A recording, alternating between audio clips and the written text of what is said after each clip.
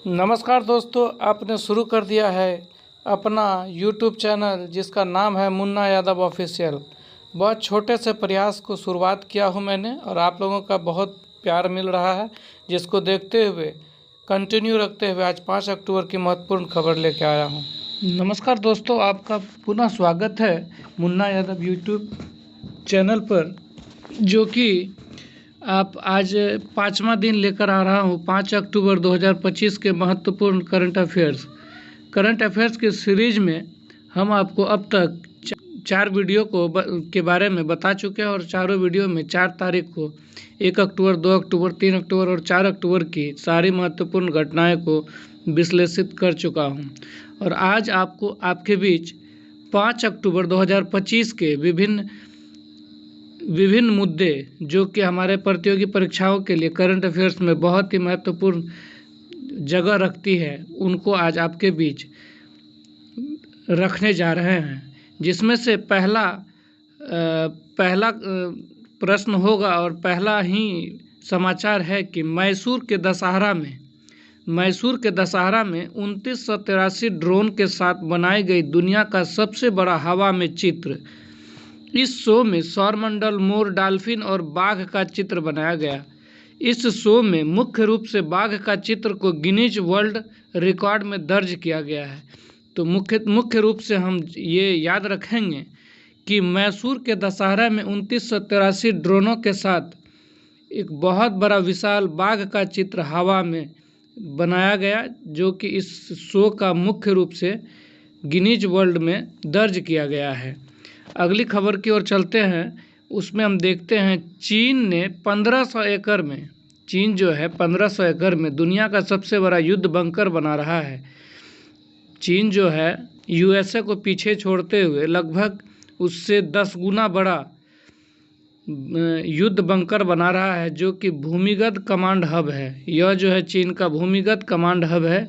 ये bunker pentagon से लगभग 10 गुना बड़ा है।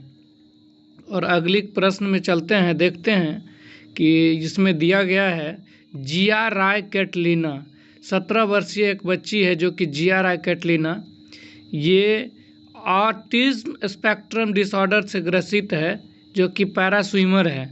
इन्होंने चैनल को पार करने वाली पहली महिला पैरा स्विमर बन गई है। अब इन्होंने 34 किलोमीटर को 15 घंटे में पार किया। जैसा कि हमने पूर्व में भी बोला कि इसे ऑटिज्म स्पेक्ट्रम डिसऑर्डर है। इन्होंने इंग्लिश चैनल और पाक स्ट्रेट तैरने का रिकॉर्ड बनाया। इंग्लिश चैनल जो कि अटलांटिक महासागर में है और पाक स्ट्रेट हिंद महासागर में है, जो कि भारत और श्रीलंका के बीच है।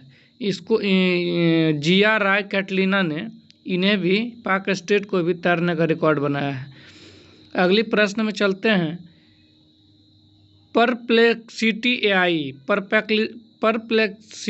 एआई के को फाउंडर और सीईओ अरविंद श्रीनिवास, जो कि मात्र 31 साल के हैं, ये भारत के सबसे युवा अरबपति बने हैं। याद रखेंगे कि एक एआई है प्लेटफॉर्म जिसका नाम है परप्लेक्सिटी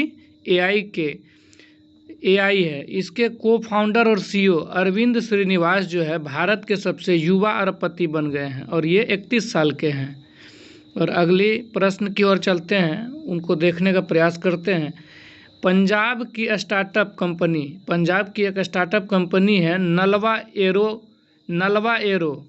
ये जो है इसको डीजीसीए से देश की पहली ईवीटोल एयर टैक्सी डिज़ाइन की मंजूरी मिली है और ये 5 सीटर एयर टैक्सी है जो कि 300 किलोमीटर की दूरी तय कर सकती है।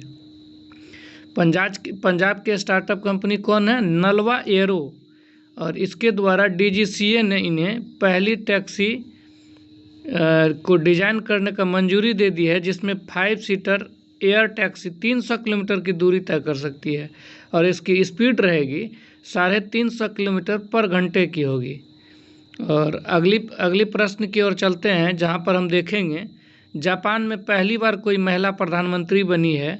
जापान इतना तरक्की वाले राष्ट्र में आते हैं, लेकिन यहाँ पर अब तक कोई भी महिला प्रधानमंत्री नहीं बनी थी। तो वो जानते हैं हम लोग, जापान की पहली महिला प्रधानमंत्री बनी है, उसका नाम है साने ताकाइची।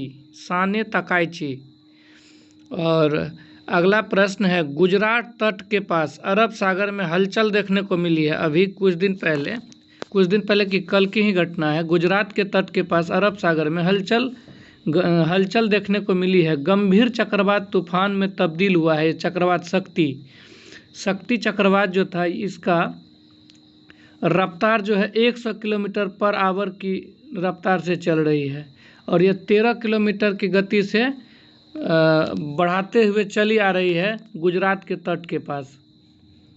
और आगे अगली खबर में पढ़ते हैं, भारत में पहली बार शिक्षकों की संख्या 1 करोड़ पार कर गई है।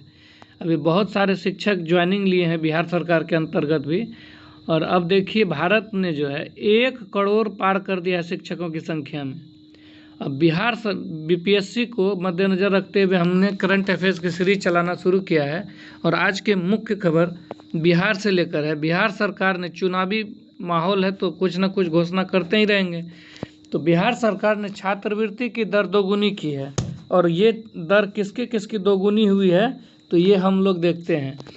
कक्षा 1 से 4 तक पहले 600 रुपया मिलती थी, अब वो बढ़कर 1200 रुपये। फैक्ट को याद रखेंगे, बीपीएससी में कई बार इस फैक्ट से क्वेश्चन पूछा गया है। देखेंगे, कक्षा 1 से 4 में पहले 600 मिलती थी, अब कितना मिलेंगे? 1200। 5 से 6 क्लास के बच्चे को 1200 रुपये मिलते थे, अब उन्हें कितना मिलेंगे? 2400। और जहाँ तक हम देख पा रहे हैं 7 से 10 मतलब 7 क्लास से मैट्रिक तक के बच्चे को 1800 मिलते थे, अब 1800 के जगह 3600 मिलेंगे। तो इस चीज़ को भली भांति 1-2 बार देखिए ताकि दिमाग में बैठ जाए और ये याद रहे। और अगली प्रश्न की ओर चलते हैं, फिर ये बिहार से रिलेटेड है। बिहार स्टूडेंट क्रेडिट कार्ड योजना, बिहार स्टूडेंट क्रेडिट कार्ड योजना जो कि 2 अक्टूबर 2016 से लागू है अपने राष्ट्र में।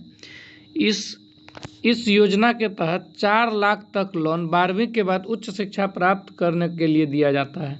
इसका मुख्य उद्देश्य है कि 12वीं के बाद जो भी बच्चे आगे की उच्च शिक्षा प्राप्त करना चाहती है और पैसे की कमी है, तो ये बिहार सरकार ने 4 लाख तक की लोन प्रदान करने की उद्देश्य दी है।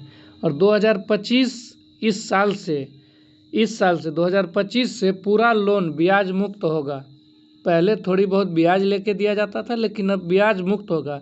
2 लाख से अधिक लोन को चुकाने के लिए, अगर कोई विद्यार्थी उच्च शिक्षा प्राप्त करने के लिए 2 लाख से अधिक के लोन लेंगे तो उसको चुकाने के लिए 10 साल कर दिए। इसको चुकाने के लिए एकदम छोटा अमाउंट में ईएमआई बांध के आप 10 साल में इसको चुकता कर सकते हैं।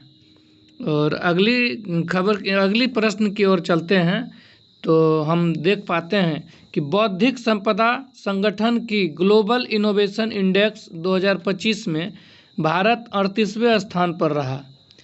विश्व बौद्धिक संपदा संगठन की ग्लोबल इनोवेशन इंडेक्स में 2025 में भारत जो 38वें स्थान पर रहा, शीर्ष पर स्विट्जरलैंड है।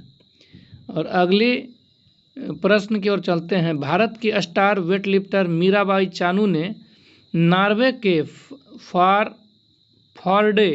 नॉर्वे में एक जगह है फॉर्डे में आयोजित वर्ल्ड लिफ्टिंग चैंपियनशिप 2025 में महिलाओं के 48 केजी वर्ग में रजत पदक मतलब सिल्वर मेडल जीती है। ये मीराबाई चानू जो है वेट लिफ्टिंग से है। आप लोग कमेंट करेंगे कि मीराबाई चानू का संबंध किस राज्य से है अपने इंडिया के। और अगली खबर की ओर चलते हैं। अगली प्रश्न है, भारत भूटान के बीच पहली रेल संपर्क परियोजना का उद्घाटन शुभारंभ किया गया। भारत और भूटान के बीच पहली रेल संपर्क परियोजना का उद्घाटन किया गया और इसमें 2 रेल लाइनें बनेगी। पहली रेल लाइन है कोकराझार से गेलेफू लाइन और दूसरी हो गई बनारहाट से सामसे लाइन। ये कोकराझार से गोलेफू लाइन के लिए जो बनेगी, इसकी लंबाई होगी 70 किलोमीटर और इसमें बजट है 3, 4, 5, 6 करोड़ मतलब 3456 करोड़ रुपए की लागत लगभग लगेगी। कोकराझार असम में पड़ता है जबकि गोलेफू भूटान में। अगली और एक रेल लाइन बन रही है जो कि बनारहाट से सामसे लाइन। बनारहाट जो कि जलपाईगुड़ी पश्चिम बंगाल में पड़ता है, वहाँ से और सांप से भूटान को जोड़ने का काम करेगी और इसमें लंबाई है 20 किलोमीटर और इसका बजट है 577 करोड़। आज के महत्वपूर्ण खबर को हमने अभी तक देखा।